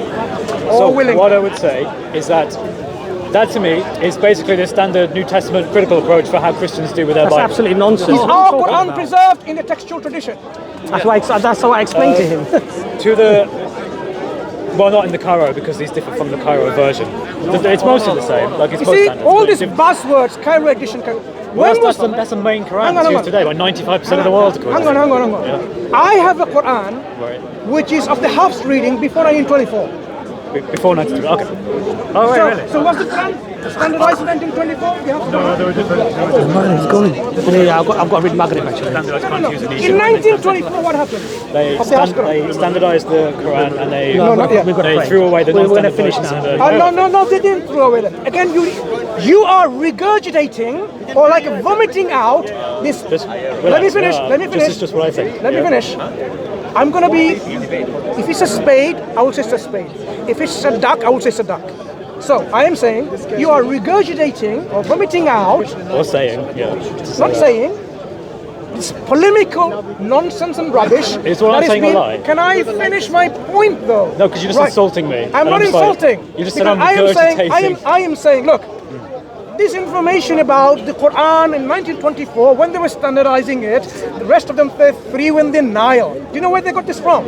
Okay, so this isn't true. Hang on. Do you know where they got this from? I don't know. Right, let me I've tell just you heard that. it. Let me tell you that. Okay, just don't say like I'm regurgitating these lies. Did Just you say- not say Yeah, they got rid of all the others? Did you not I just heard that say? I heard they put the non-standardized versions. What in did the they Nile. do? Is that true? So it you- no? Wait, so you've heard about 1924? it? In I've 1924? heard about it, but is it Good. true? I So don't know. let me tell you now. So you've heard about it. Did you examine it? Did you critically examine the truthfulness of the story? I did. Okay, so what's the I answer? went to the sources. What's the answer? One moment. Did you do that? No, I haven't. Good. My So you friend, haven't. I'm still So- learning. Good. So Okay, in your so what- learning, let me give you something, an advice, a friendly advice. When you're going to learn about someone else's scripture, don't take it from Dick and Harry here preaching and saying Quran is not preserved, the 36 Quran, whatever, because they will mislead you to hell. Yeah? Go to the scholarship. I'll listen to everyone. I'll listen to you. I'll listen to any Muslim. Go who to wants do it. scholarship, scholars, experts in the field, and see what they have to say. So is I one. went to Professor Said Gabriel Reynolds, because they're quoting him, because it's coming from his book. He said, look, where did you get this from? He said, from this German scholar. But where did he say? What did he say? So basically, someone just trying to get quote from a quote. Eventually, it turns out that this is just a story from someone who's saying without any substance. Because in 1924, they weren't standardizing the Quran. That's right. Do you understand what I'm saying? Okay, so The my Hafs understanding Quran, is- the Hafs reading of the text was already in print in Iran, in elsewhere, in India, and so I have a PDF copy of a manuscript. Yeah. You know, well, obviously. from about what? Middle Ages, 14th, 15th century. Can I speak? I get what you're saying. No. But see, You you're not letting me don't. speak. You will speak, but I want to Okay, make this okay, point though. but let's be quick though. Yeah. There is this false narrative being pushed by some idiotic thinking people from Speaker's Corner. Why aren't I idiotic? Why do you have to insult people? Don't insult people. I'll tell you why it's idiotic. You know what idiotic means? Yeah, it's stupid. Yeah, stupid. When you find the evidence, it's not this. And they're pushing forward a narrative. You know what? The Bible says God is 5 in 20. And they keep pushing forward. That's an idiotic claim, which has no substance. So anyone who does that, Bible has a God concept is 5 in 20, 5 in 20, and every Christian believes in that. What is 5 in 20? Do you realize what that makes you when you bring that same claim? You know what the 1924 argument is so ludicrous. It's not even an argument. I never even thought of it as an argument. Let me explain that to you. Okay. My father was born in 1931. Okay? My father's brother, mashallah, is Hafaz, memorizer of the Quran. I have many in my family, alhamdulillah, right? So my grandfather would have presumably memorized and read a different Quran. My grandfather read, mashallah, may Allah give him Jannah, paradise, in front of my own eyes. He would finish 8 or 10 chapters of the 30 segments of the Quran, not the chapters, sorry. Juz. He would read 10 juz almost every day. From morning till night, my grandfather would be reading the Quran. What that tells you is that my grandfather, in his own lifetime, would have been reading a different Quran, and then he would have been reading a different one when the Egyptian Cairo edition in 1924 came about. And guess what? Not only him, but millions and millions, tens, hundreds of millions of Muslims were also doing that. And guess what? There's no evidence whatsoever that we find that the Muslims complained that this 1924 edition is not the same one that I memorized. Well, there was obviously a reason as to why not a single person. Now there would have been disagreements about which is the correct version. Brother, of course not. So you haven't got a clue what they're doing in 1924. Okay, tell me the answer then. No, why am I going to spoon feed you with information when you haven't got a clue, and yet you come with a rhetoric? In 1924, the Quran was That's what I've heard. Tell me if it's wrong. Who? I don't know. Went on the internet and whatever. Actually, I think this book probably refers to it. Yeah, exactly. It's a pseudo scholar then. Hang on. What happened in 1924 according to him? This guy is a scholar. Pseudo scholar, clearly. What do you mean pseudo scholar? He works at an established university. He's referenced by other scholars. So if I now do a PhD in Quranic manuscripts, yes, and I start teaching and writing books, I become the expert in Quranic scholarship. You become an expert, yes. No, but you've already agreed that his methodology was wrong. So if you study it and you learn it... No, but you already agreed that his methodology was wrong. No, the methodology you mentioned is a correct one, it's a good one. I'm saying he hasn't done that. Did he adopt that? He hasn't done it yet. So he used the wrong methodology. No, he's not like using the wrong one. He actually says in the book, I'm still going through this. Did he use the right methodology to find out? No, he's not saying that you can't derive what the correct meaning is. Did he use the right methodology? In his PhD thesis. Let's go back to his PhD thesis, did he use the right methodology to uncover whether there were variations or fluid texts? There were manuscripts which scribes wrote one thing and then they later wrote a different thing. Did he use the correct methodology? Later? One moment, brother. Yeah. Later? I don't know how later it was. I don't know if he did. Have you read these books? Have you read every single example of his books? Yeah. Okay. Does it talk about there are examples where there are corrections by the same scribe? Yes, I think so. You think so? Yes, definitely so. So what do you have to say about that? Well, is the scribe somehow now writing a different Quran because he had one Quran and he's writing a different Quran? Well, yeah, obviously. What changed his mind? Well, we don't know. That's a question that's up for debate, right? He doesn't. All he says is, this is where the term flexibility comes in. Yeah, because we don't know. So if a scribe is copying a particular manuscript, before him, right? Yeah. Predates him. Manuscript is copying. Yeah. And he changes after he's writing something. He changes back again. Yeah. It tells you that he had a Quran manuscript, which was a different one, and he writes another one. What we're trying to understand here? Well, I think, obviously this is a question for intellectual discussion, but he suggests that there's flexibility in whether or not you can have he or you can have the word Allah. So at some point, the scribe probably... You're not even understanding my point. My friend, can I just finish? Let me restate what I'm saying. The same scribe, when he writes something, he writes and he realizes he's missed a whole phrase, and then he writes it again. Or he repeats the same word again on the next line, and then he corrects it. In some occasions, but the one I'm talking about... Excuse me. Mate, you won't let me finish, and then if I say something, you're like, whoa, wait. Give me respect. Let me speak. Let me finish what I'm saying. Which example are you talking about? Let's talk about this example. Okay, so I'm talking about... which example? Bring in your book. I'm going to have to try and find it. Sorry, it's dark. His name was because you seem to be pretty much, immersed in this example which you think is so convincing? Well, it's just because it's quite one I remembered. I think the bottom line is that you've already accepted. It's basically there's a manuscript in which I think it was about 8 different times where they replaced the word he with the word, as in it was originally he in Arabic, and then they overwrote it, probably the same scribe, with the word Allah. It doesn't change the meaning. What I'm saying though, Wrong. wrong. He literally just points out in his book. Where? I've read his book. I've responded to his book. Where did he say there are 8 examples of he being changed to Allah? In one of them, in only one of the it's just pointing out one of the manuscripts. No, you said there is the word. There are 8 examples. I think there is 8. It might be less than 1. I don't know. But so your thinking is wrong. no, So I I'm remember this. look. I'm telling you. Okay. Well, people can go. Let me show you. Let me show you. Okay, if you can find it, I'll appreciate it. I'll show you. So this is how you're going about evangelizing about, how Christianity is true because the Quran gets it all wrong and it's not preserved when you haven't even a clue what even your scholars have to say about it. Mate, if you're going to be rude. I'm not being rude, I'm being very blunt. No, you're being rude. If you're going to I'm not being rude. I'm not being rude. I'm saying what is straight. I literally just read this book, had some questions, asked some people, and then you come in and you start making accusations. No. This is an example, he says. Look. I can't remember where it is. Are you talking about where he inserts it?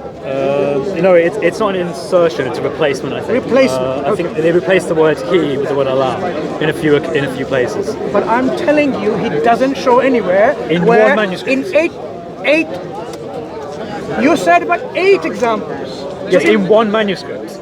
In one manuscript, Yes, there can 8 be many words where he said he. No, in one manuscript, there can be several corrections because we know certain manuscripts. Look, certain manuscripts are written by scribes who were not very proficient in writing.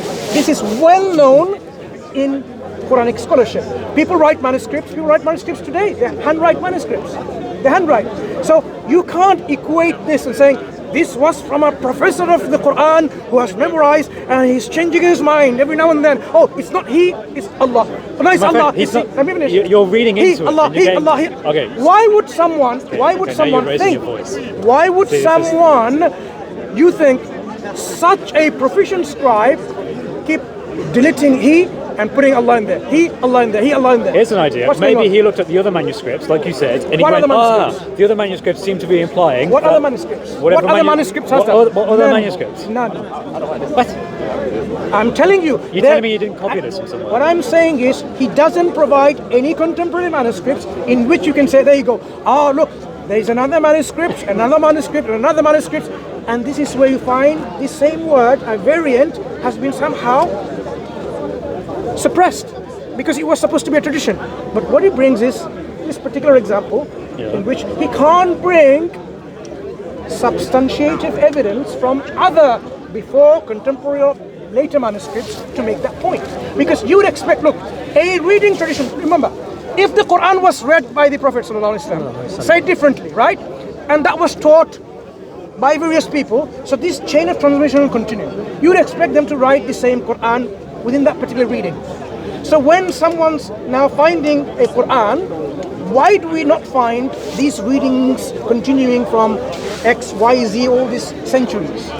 Why do we find all the manuscripts go back to one specific exemplar, the prototype, what they're saying? Quran seems to be coming from the same one.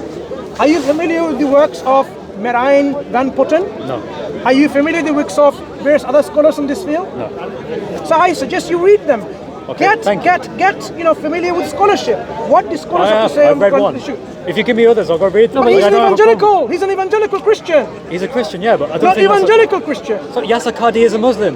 No one goes, oh, Yasser Qadhi, he can't do a proper exegesis of the text. Is Yasser Qadhi a Quranic scholar on the textual manuscripts? As far as my understanding but is. hold on a second. Are you going to telling me that? Are you going to trust Yasser Qadhi's criticism of the Bible? Well, it's not his field. Like this guy's field isn't the Bible. But would you trust Yasser Qadhi's criticism of the Bible? Well, like maybe not from a scholarly point of view, but he may make good So points. why do you accept Brubaker, who is also an evangelical Christian? You can't dismiss someone by saying... I haven't made my point yet. An evangelical Christian who you agreed did not use a robust methodology. No, I never said Hold on a that. second. You're putting words into my mouth. No. You know full well I never said that. I asked you, would the correct methodology be to compare it to manuscripts that existed before, during, and after? And would it be the correct methodology to look at the oral tradition to see whether it confirms that or not? Okay. Before you write a book, hold on a second, claiming that there is somehow a flexible text, which basically implies that it wasn't confirmed. You haven't even read it, dude. It wasn't. Listen, what he means by that? Did he not just say in his conclusion, a flexible text? Flexible. What he means by that is there is an example in an early manuscript of a scribe who thought What does flexible mean? it means flexible in the understanding of what is a correct term to write. Is it the word he What does that or mean? is it the word Allah? What is the implications of using the word flexible? That you could either use the word he or you could use the word Allah. What does it mean to say that the text was flexible? There are variants in the word he or the word Allah. He doesn't say that means the Quran is like. So therefore, there's not one. destroyed, it doesn't say. No. Therefore, Right, there you are. Though. therefore, it implies that there's not anything. one uniform reading. Well, in the early manuscript tradition, Yes, I'm going to cover as well. So what it suggests is that there's not one unified reading or understanding of the Quran. from that scribe's point of view in that manuscript. That's what it suggests. Yeah. Yes. Well, that's fine because you pointed out there is another. Did he use the correct methodology to come to that conclusion? Let me finish the sentence. You have pointed out accurately that you can use other manuscripts to deter what the likely reading is meant to be. No problem with that. What I am saying to you, though, is that in your early manuscript tradition, there are manuscripts that do not conform with the standardized Hafs Quran today. So in the same way that that's true for the Bible, in the same way that's true for the Torah. You keep repeating the same thing, hoping. But that's all I'm saying. You then take that. Yeah, but you simply are repeating the same thing, hoping. Corrections in the early Quranic manuscripts. Oh, sorry, you guys having that? Okay, go on. He just asked me a question. No, please go ahead. Yeah, go on. No, go on. Explain to him the book that you're talking about. He just asked me a question. He's like your master. He's telling you what. I don't know. You can't have a It's not conversation. about being master. If I'm having a conversation with him, and then other people ask him a question about the book, he can say, "Sorry, I'm just having a conversation." After I finish, literally, I just finished. Okay. And I'm back to So now, he said they're flexible readings. Did manuscript. he use the correct methodology to enable him to reach that conclusion? Is that secret? It's not a secret. I'll show you. I was going to say. Continue your conversation now. Right, sorry, what are you saying? Did he use the correct methodology to come to that conclusion? What conclusion? That's what I'm trying to say to you. Pay attention. No, Otherwise, I've already said the you're gonna conclusion. The conclusion is actually really mild. The conclusion is that the text is flexible. That particular manuscript is flexible in terms of how the original scribe understood it. He didn't say just that particular text, did he? He said text. Yes, he gives examples of other The manuscripts. text is flexible. Yes, in terms of how some Did he scribes use understood, the correct methodology to arrive at that conclusion? which is that you find the manuscripts and you find that they've been changed. Yes. He used the correct methodology. You're talking about a methodology that will tell you what the likely intended Did standardized he use meaning the correct is. methodology to arrive at that You're conclusion? asking me for a different question. Did he arrive? No, listen. Did he your question is wrong. Did Simple as. he use the correct methodology to arrive at that conclusion? Yes, by looking at a manuscript and finding that that manuscript Did he compare had it to different other words. manuscripts? Yes. Okay. If you want to find out what the likely version is, you would do that. That's okay. correct So- for so- that so you question. said- so you said But yes? for a different question, Yes. which is about the flexibility No problem, I can handle yes. of the So you single said yes. manuscript. You said yes. Yes. You would just look Yes. at that manuscript and then you would look at it You said from yes. a paleography point of view You to said yes. understand. I don't know. You said yes. Just stop. You said, Stop. you said You yes. said yes, bro. Just stop. But he keeps having this obsession with Just this stop. other You methodology. said yes. You said earlier that the correct methodology would have been to compare it to. For different questions, Hold on yeah. a second. For different questions, yes. You said it would have been better to have compared the yeah, manuscripts that everything's existed gonna be before, during and after. Did he do that? No, because that's not what he's intending to show. So he didn't do that. Why did he not do that? Right. No. Because it wasn't what Why he is it intended to show. irrelevant? No. See, The why is irrelevant. What is relevant is that he didn't do that.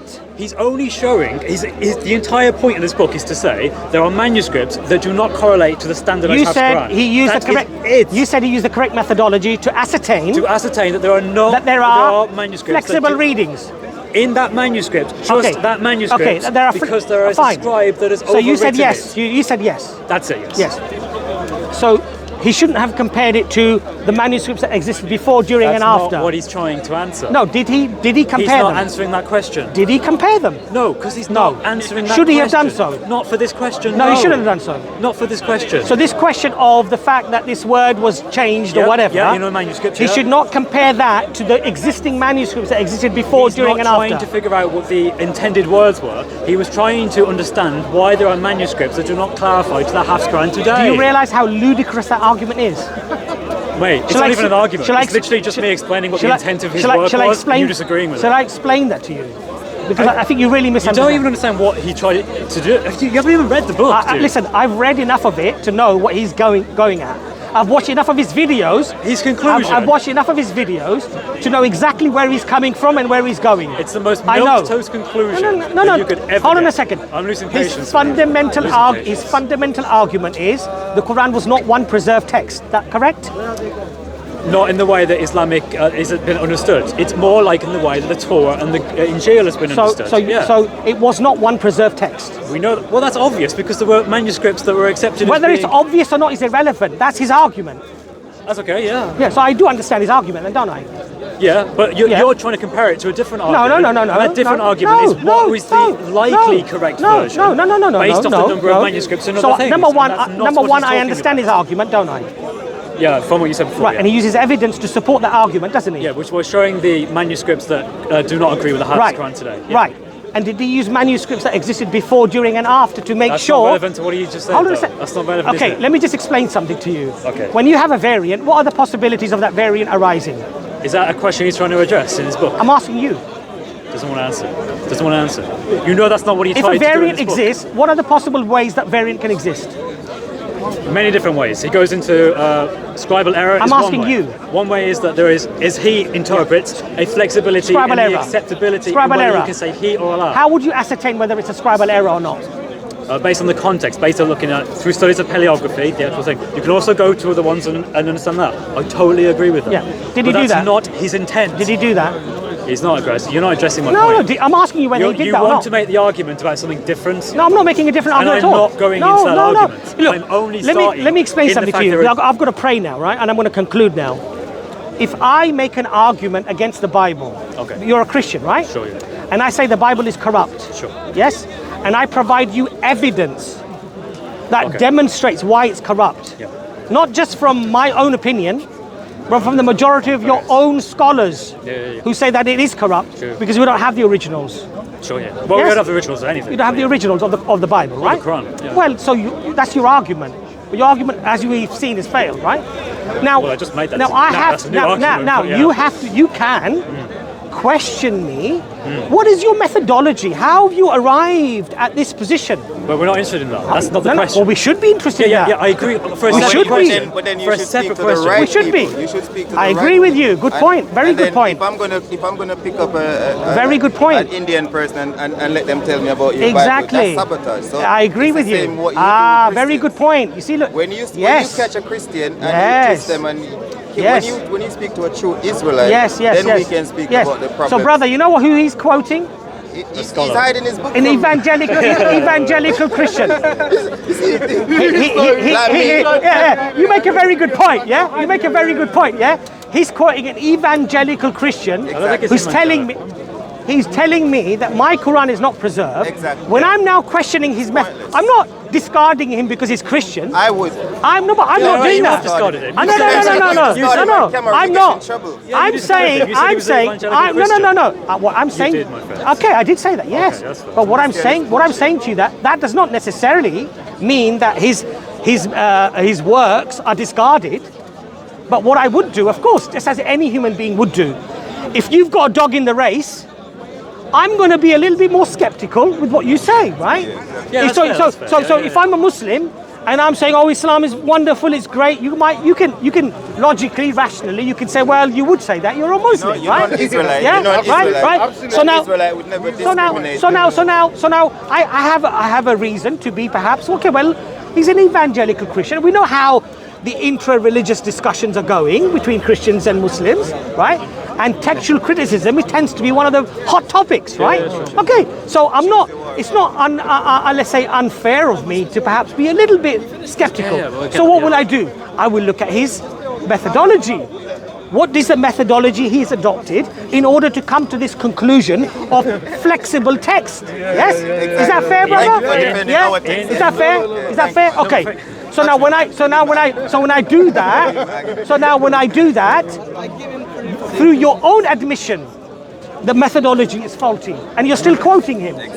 No. Go home, man. The intent of this, the intent Go of home, man. You know what I mean? Bedtime, man. Anyway, I've got to pray. You know what? I can't keep going over this again and again. Through your own methodology, his methodology is wrong, and you're still quoting him verbatim, Stop like as if bashing, he's. stop bashing white Christian about the Bible, because that's I don't unfair, do. We're not here to people. bash. We're not here to bash, brother. No, but we're not here to bash.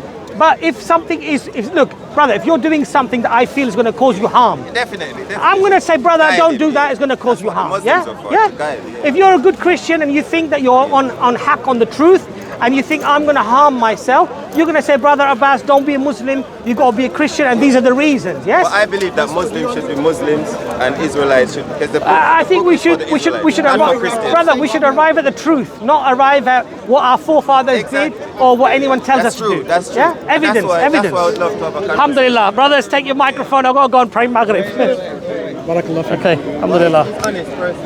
Yeah, he's honest. Whose the microphone is that? Which one? You need to obviously have I've